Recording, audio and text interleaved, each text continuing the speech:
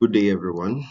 I'm Dr. Raihan Falari, and today I'll be taking you through an intriguing topic, which is the pineal gland.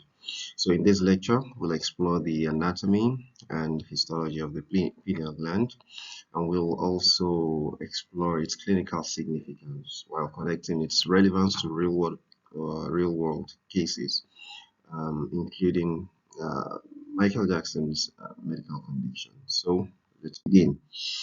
As you can see on this first slide, we have a picture illustrating all major endocrine organs in the body. And these organs are responsible for production and release of hormones, which are chemical messengers that regulate a wide variety of vital processes, including growth, metabolism, reproduction, and mood. So the endocrine system is made up of several key organs as illustrated here. And each of these organs has a specific role in maintaining homeostasis and supporting overall bodily functions. And starting from here, you can see the hypothalamus, which is often referred to as a master regulator in the sense that it controls the release of hormones from the pituitary gland and links the nervous system to the endocrine system.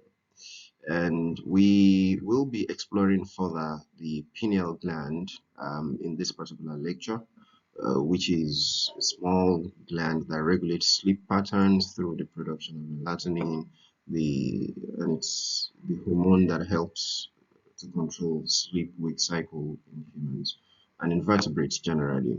So we also have here the pituitary gland, which is known as the master gland.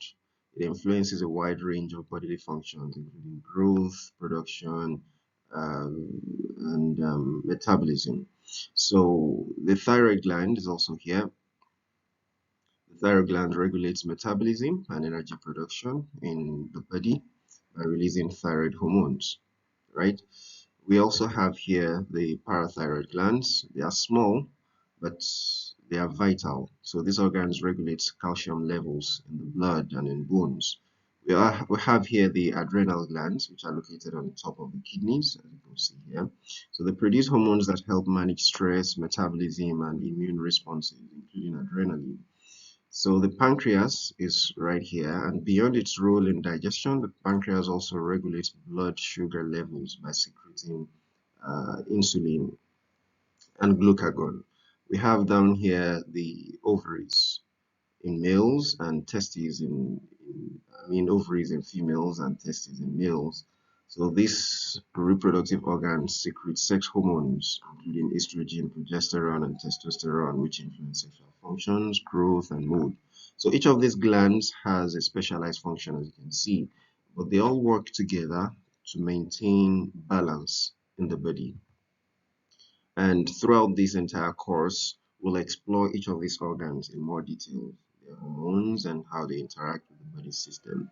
So for this particular lecture anyways, let's dive into the incredibly important system, starting with the pineal gland in this case. So as a background, the pineal gland is a small but vital um, endocrine organ that is nested deep in the brain. So it's a small P-shaped endocrine organ found in vertebrates generally. And despite its size, it plays a crucial role in regulating circadian rhythms and melatonin production in the body. It has many other names, including conarium, epiphysis cerebri, the pineal body, or the pineal organ. So it's named for its shape, which is similar to that of a pine cone, which I've shown here. And the Latin word for the pine cone is pinea, and that's why it's called pineal gland. So conarium is also related to that same name, looking at its cone shape, and epiphysis cerebri because of its location within the epithalamus. So, like I just mentioned, you have the pineal gland located in the epithalamus, which I'll show you in a minute, nestled between the two hemispheres in a groove where the thalamic halves on both sides of the brain meet. So historically, it's been considered a bridge between the physical and metaphysical, and that's why it was referred to by Rene Descartes as the seeds of the soul. And by this, he believes it to be an interface between the mind and the body. And it's also known in some cultures as the third eye because of its sensitivity to light and its role in governing biological systems.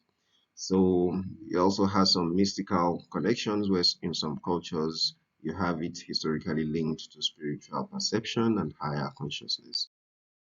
So you would appreciate in just that previous slide where it's called the third eye, that its location is such that it's not too far, especially when having a frontal view at the head. You'll see that the location of the pineal gland is not too far from those of the eyes. So further into the anatomy, so the pineal gland is anatomically located in the epithalamus, like I mentioned earlier, and it's situated between the brain's two hemispheres. So we are looking at the medial side of one hemisphere in this picture. So it's particularly located in a groove where both thalamic halves meet, and it is pine cone shaped, and it's measuring about 5 to 8 millimeters. So right here is the pineal gland, and here is the thalamus. So you can see here the interthalamic adhesion or interthalamic connection. Okay, it's right here. So here is the epithalamus, and you can see the pineal gland located here. So it's shaded blue in this picture. You can see it right here as well, where it's shaded red, and you can see it closely related to the habenula commissure, as well as the stria medullaris thalami right here. So here is the space occupied by the thalamus. Here is the interthalamic connexus or connection or adhesion right here. So here is the hypothalamus. This region here is the hypothalamus. So this region here is the epithalamus, and you can appreciate the corpus callosum right here. So here is the splenium of it, and here is the genu and the rostrum. So we have the anterior commissure here, and you have other regions of the brain in their close relation to the pineal gland appreciated here. And here is the overlying cerebrum, the cortical region. And you have the third ventricle. The thalamus is serving as the lateral wall to the third ventricle after receiving cerebrospinal fluid from the lateral ventricle. So the third ventricle empties into the fourth ventricle through the cerebral aqueduct. You can appreciate the pons here. So the emphasis here is on the pineal gland, and we want to just appreciate its relation. So it has its anatomical part located within the epithalamus, and it projects posteriorly. So it's connected to other thalamic structures such as the habenular nuclei and the stria medullaris. So importantly, the gland receives a rich blood supply from the posterior cerebral artery and is innervated by sympathetic fibers, enabling its regulatory role in hormone production. So histologically, from the histological perspective, the pineal gland contains two primary cell types, the pinealocytes and the glial cells. As for the pinealocytes, they are large with a round nuclei and prominent nucleoli. Okay, so you can see them spread all around here. So the cells, you can appreciate having a prominent nucleolus and prominent nucleus, round nucleus around here. These are the pinealocytes. While these other cells, which do not have a distinct nucleus separated from their cytoplasm, and how much more to then appreciate the nuclei. Those are the glial cells. And these glial cells include the astrocytes, especially, and then specialized interstitial cells. So these are the glial components uh, of the pineal gland. So the pinealocytes are responsible for melatonin and serotonin secretions, and they exhibit prominent nucleoli and cytoplasmic extension, as you can appreciate here. So the supporting glial cells are majorly responsible for providing stability, structural and functional support for the pineal site. The pineal gland also has a special feature. Notably, the gland develops corpora arenacea, otherwise known as the brain sand, which is calcium and magnesium deposition that increases with age and has no significant physiological impairment when they this is to say that the presence of the corpora arenacea is a normal age-related phenomenon and does not typically have a deleterious effect on health. So, however, excessive calcification may influence melatonin production, potentially impacting sleep, but this remains an area of active study. So you see them spread all around here. So, developmentally speaking, the pineal gland originates from the roof of the diencephalon in early fetal developmental age. So, its activity peaks during childhood, and that way it starts to regulate the developmental processes. So, you can appreciate here here is the diencephalon. So, here is the roof of the posterior diencephalon.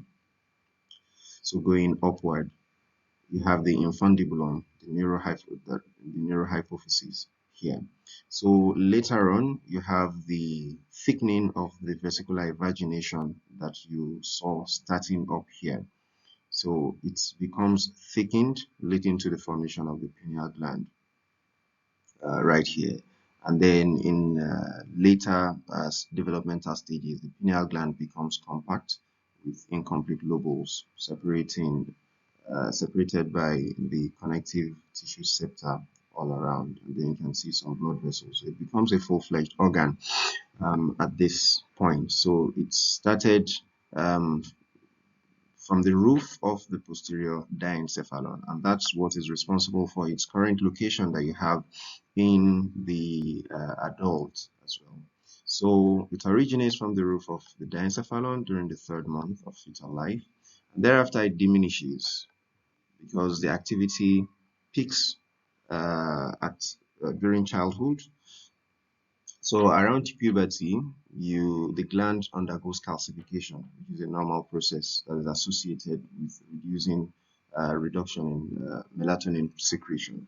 So this natural regression contributes to the decline in circadian rhythm regularity as we age, and it highlights the functional importance in youth. So it diminishes in its role in older adults, and this leads to altered circadian rhythm as disturbances. So, like I mentioned, the calcification is normal and it's a metabolic byproduct of calcium phosphate deposition. So it only becomes a problem when there is excessive calcification, which has been linked to reduction in melatonin production and potential pathologies. Radiologically speaking, so in adults, we talked about the calcification, now the deposit of calcium that often make the pineal body visible on X-ray. So here is a typical pinealoma, which can refer to various varying level of pineal gland mass, from pineocytoma to pineoblastoma. But when it's usually this big, it's having to do with pineoblastoma. So the pineal gland eventually becomes more or less calcified in most people, which is a normal process. And in some lower vertebrates, the gland has a well-developed eye-like structures, and in others, though not organized as an eye, it functions as a light receptor. And functionally speaking, the pineal gland's primary function is to regulate circadian rhythm through the secretion of melatonin. So the hormone is synthesized from serotonin in response to darkness, okay, and it helps to coordinate our biological clock with the environment. And beyond its endocrine role, the gland also exhibits antioxidant properties, and it influences mood regulation. So its seasonal rhythm regulation is particularly vital in animals, affecting behaviors like reproduction and migration. So the feedback mechanism of the pineal gland is intricately driven by light, and it involves a multi-step neural and biochemical process. So it begins with light detection, right? So once the light is detected by retinal photoreceptors, okay, right here, this sends signal to the suprachiasmatic nucleus of the hypothalamus around here, right? So that's why it's labeled here. The suprachiasmatic nucleus is within the hypothalamus, and it does this via the retinohypothalamic tract. So this SCN, that's the suprachiasmatic nucleus, which is the master regulator of circadian rhythm, then processes this information. And once it processes the information, it transmits it to the paraventricular nucleus of the hypothalamus as well. So once that is done, the PVN then integrates the light signal and communicates with the preganglionic sympathetic neurons that are located in the upper thoracic spinal cord out here. So from here, the signal travels back to the superior cervical ganglion via the sympathetic nerve fibers. So thereby, that way, it modulates the activity of the pineal gland, and such that in the absence of light, the pathway stimulates the pineal gland to then convert serotonin, which is a neurotransmitter, into melatonin, right? And I mean, so in darkness, that melatonin takes on its function as the sleep regulating hormone. So this occurs through enzymatic reactions that normally would involve the N-acetyltransferase and the hydroxyindole O-methyltransferase, HIOMT. And then the production of melatonin peaks usually at night. It's at the peak at night, promoting sleep and signaling darkness to the rest of the body. The eye is effectively able to go into the night mode at that moment once the retina is able to pick absence of light or darkness. So during daylight, the light signal suppresses this pathway that we have just mentioned, and thereby it reduces melatonin production and shifts the balance, towards serotonin activity. So this is what happens during darkness, and then this is what happens during light. So during the daylight, the signal suppresses the pathway I described earlier, and it reduces melatonin production and shifts the balance to the production of towards serotonin activity. So as for the negative feedback loop, this ensures that melatonin levels, um, the melatonin levels ensures that they adapt dynamically to environmental living conditions, especially during light, and thereby it maintains synchronization of the body's circadian rhythm. But whenever the feedback mechanism is is tuned in, this helps to maintain that balance between both the hormone and the neurotransmitter. So this finely tuned feedback mechanism exemplifies how the pineal gland integrates the neural and hormone cues to regulate sleep work cycles and other circadian rhythms. So that's what I've summarized just here. So from the light detection picked up by the retinal hypothalamic tract, and the suprachiasmatic nucleus. All right. So to recap that, so we understand that the source of circadian rhythm lies in the suprachiasmatic nucleus, which is the SCN. So during the day, the suprachiasmatic nucleus decreases melatonin production, and this way Um, this gets inhibited when the retina detects light, okay, during the day, while at night the suprachiasmatic nodulus increases the melatonin production, and it means the SCN gets stimulated whenever in darkness. It gets inhibited whenever light is detected. So this way, the pineal gland plays its active role in maintaining the circadian rhythm.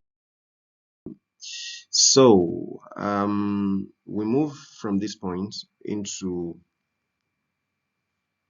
the relevance of the what we have said to Michael Jackson's medical condition.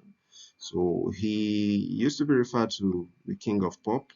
He used to be referred to as the king of pop, and he was a legendary singer known for iconic music performances and his immense global influence. So in the months leading up to his passing away in 2009, he was preparing for his highly anticipated comeback tour by his fans across the world, and he named "This Is It." So it was set to showcase his talent and then get him to reclaim his spots on the world stage. However, behind the scenes, Michael Jackson struggled with chronic insomnia, which became a critical factor in events that led up to his death. And he has a personal physician who was still known as Dr. Conrad Murray. So he, it so happened, as the story had it, that after the late night rehearsal for his concert, the visit concert, Dr. Murray administered propofol, which is an anesthetic drug. He administered it to Michael on Michael's request, anyway. And you'll see the doctor quoting here that he said, "Please, please give me some milk so I can sleep because I know that this is all that really works for me. All that really works for me." The milk he's referring to is propofol. And Dr. Murray administered the propofol to him. And this is an anesthetic drug that is typically meant for surgical settings, along with other sedatives. So tragically, after administering Michael with this anesthetic drug, left him unattended to make a phone call, during which time Jackson went into cardiac arrest. So, distracted by this phone call, he didn't get to monitor Jackson properly, provide timely intervention. So, this was considered as a medical oversight, and it got compounded by the misuse of such a powerful anesthetic drug outside its intended surgical setting. And this ultimately led to Michael Jackson's death. So, scholars have mentioned and reiterated that propofol is not designed for long-term treatment of insomnia, and it rather requires close monitoring due to potential to depress breathing and cause heart failure. So in this case, Dr. Murray's failure to monitor Jackson, coupled with that lack of the medical equipment and the delayed emergency response, also led to that fatal outcome. So this is an incident that emphasizes the relevance of understanding the natural sleep mechanism, such as those regulated by the pineal gland, and avoiding dangerous off-label drugs. So his reliance on artificial sleep aids highlights the consequence of disrupting the natural sleep-wake cycle regulated by the pineal gland. And medical scholars have also maintained that melatonin supplementation, of course, could have been a safer alternative for addressing insomnia. So the medical lessons derived from this, of course, Michael Jackson's the man was the doctor was convicted with manslaughter, involuntary manslaughter, obviously. And of course, everyone has moved on. 12 years after the conviction, the doctor was able to, he opened a medical institute. So, but the lesson has been well learned. So, it's that the importance of non-invasive sleep management needs to be emphasized. One is to encourage lifestyle modification and safe therapeutic options like melatonin supplements, and perhaps removing whatever is the root cause of the sleep disorder, addressing it from the roots, rather than thinking only of medically correcting the case. And we appreciate the dangers of disrupting the pineal gland's natural regulation of sleep, from this situation. So research has also suggested a strong link between circadian rhythms and insomnia, emphasizing the critical role of this gland. Also, healthcare providers must advocate, for safer sleep interventions like melatonin therapy and discourage reliance on anesthetics, for sleep induction. So Michael Jackson's case demonstrates the devastating effects of circadian rhythm mismanagement and highlights the importance of preserving the natural function of the pineal gland rather than disrupting with anesthetic agents. So there are other clinical relevancies. Pineal gland is implicated in various disorders as well, particularly tumors, which can disrupt its functions. Okay, so there are two notable types of tumors that the pineal gland undergoes or experiences, and this includes pineocytomas and pineoblastomas. So pineocytomas are slow growing tumors. They are usually benign and they originate from the pinealocytes themselves, which is the hormone secreting cells, right? So they are usually well differentiated,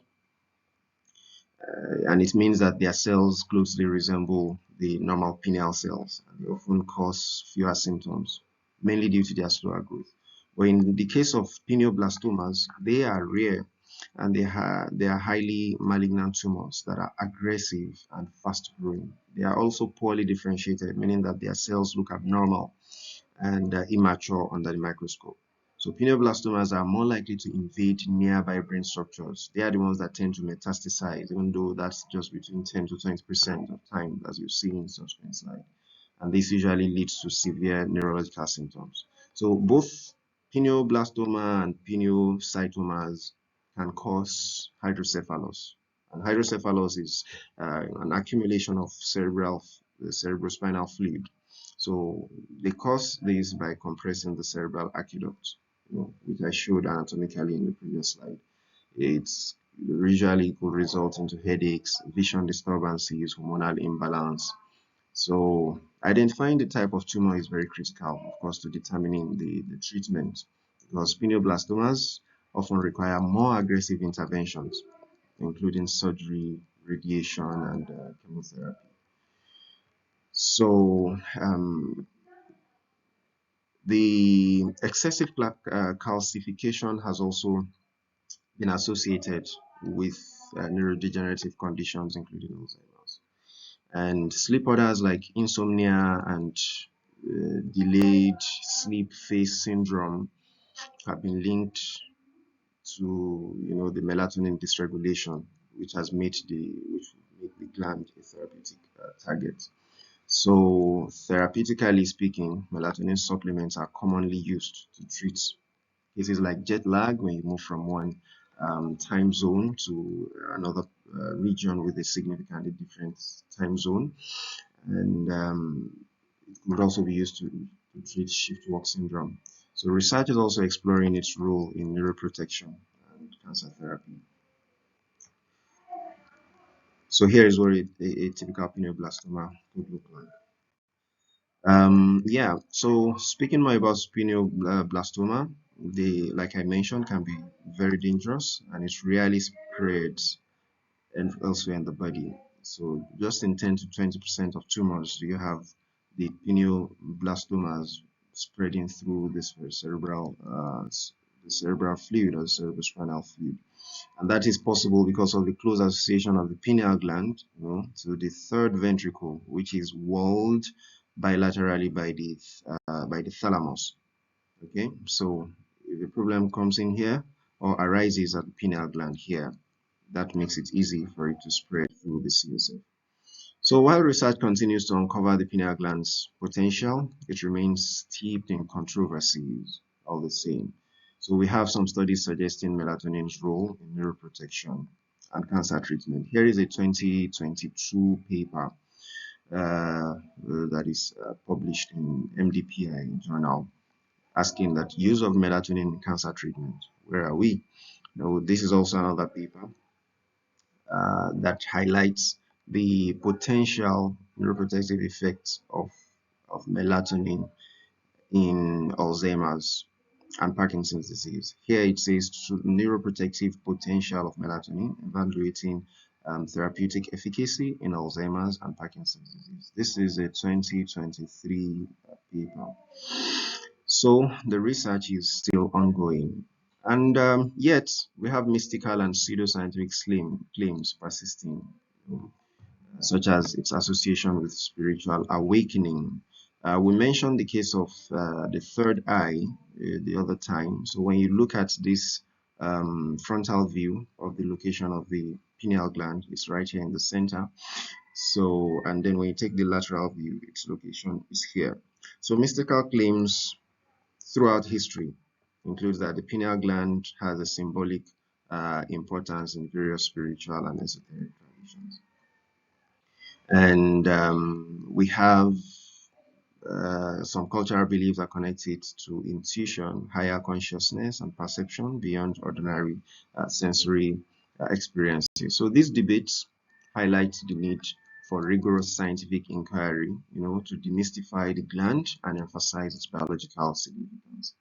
So in conclusion, the pineal gland, we understand it serves as a pivotal endocrine organ that regulates circadian rhythm and impacts overall health.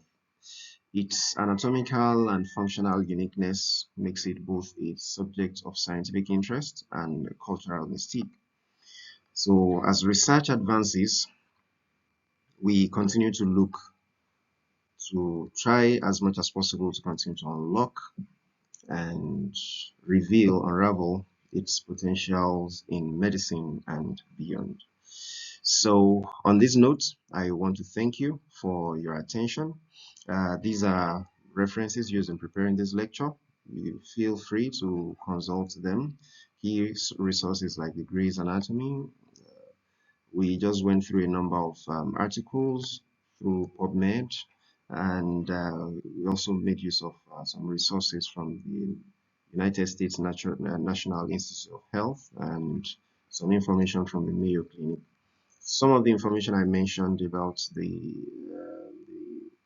Michael vaccine are publicly available details now. So feel free to send me whatever questions or comments that you have. You could also drop them as comments in the comment section of this link. And on this note, I thank you for your attention and I hope you have gained a deeper understanding of the pineal gland. I wish you all the very best and I'm going to see you at the next class. Bye.